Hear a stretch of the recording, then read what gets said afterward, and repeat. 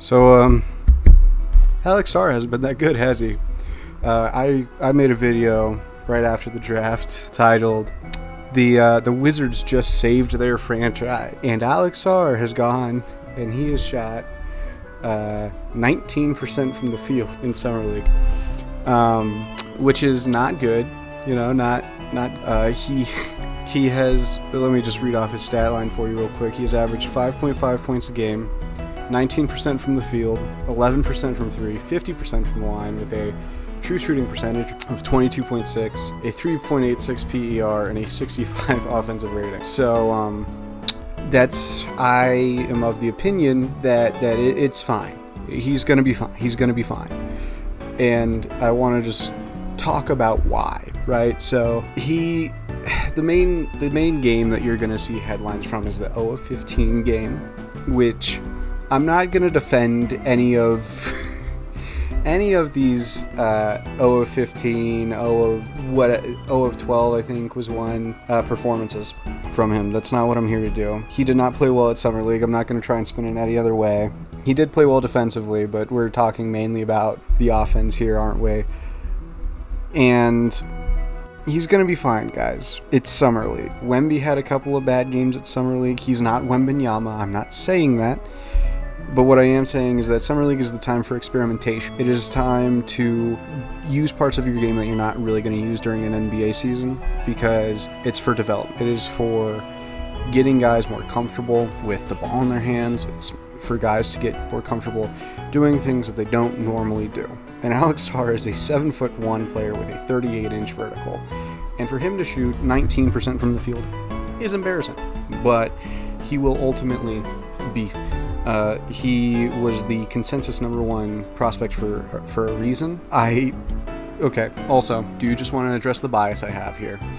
I did have him number one overall. I want cards on the table. I always want to be transparent with you guys about my analysis and everything. I do have a bias towards wanting Alex Sarr to be good, right? I want every player to be good. Alex Sarr especially, because I had him number one on my board. My board was Alex Sarr, Ron Holland, Reed Shepherd, Bub Carrington as my top. Besides the point, looked good. He has looked like he doesn't want to absorb contact. He has had the Jaren Jackson, Evan Mobley thing where like he doesn't play inside a ton, and he seems to want to settle for jumpers a lot, which is not exactly what you want to see from, you know, your number 2 overall pick that you drafted to be your center.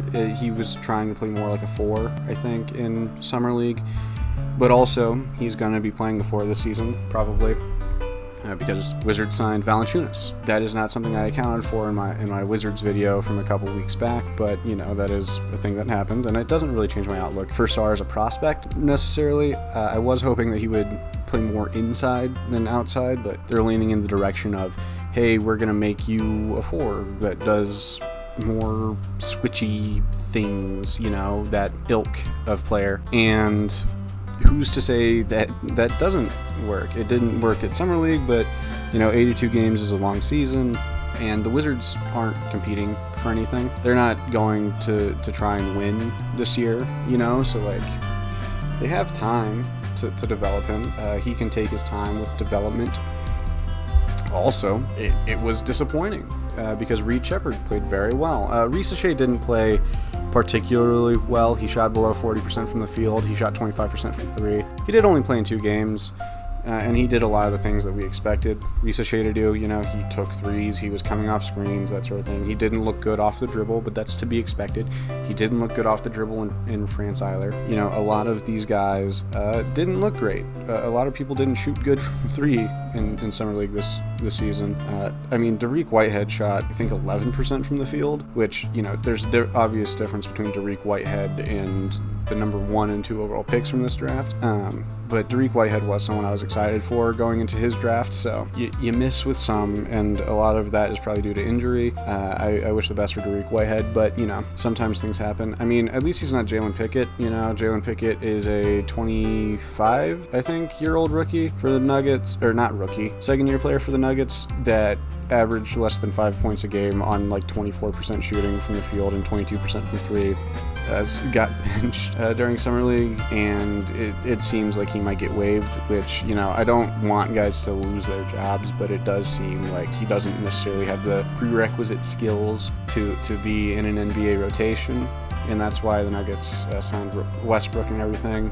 But Jaylen Brown, Trae Young, they didn't have good summer leagues. They turned out to be all-stars, all-NBA type guys. I'm not saying Sarr's going to be an all-NBA guy. I'm not saying he's not. It's completely possible on both sides of it. I do think Alex Sarr will be, because defensively, he's looked great in this summer league. He has looked very good on the defensive end of things, and his offensive game is always going to need development.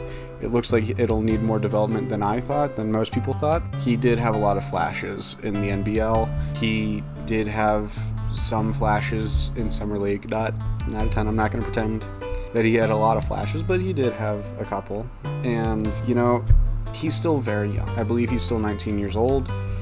And Donovan Clingan did not. And you don't see people clamoring about Donovan. I think a lot of it just has to do with the 0-15 stat line. Like, if you got 0-5, I don't think we're hearing much about Sarr right now. But, like, 0-15 is really bad. It is really bad. You know, it is what it is. And I know this is a shorter video, but that's sort of all the thoughts I had on Sarr. And I just wanted to make a video to put out today.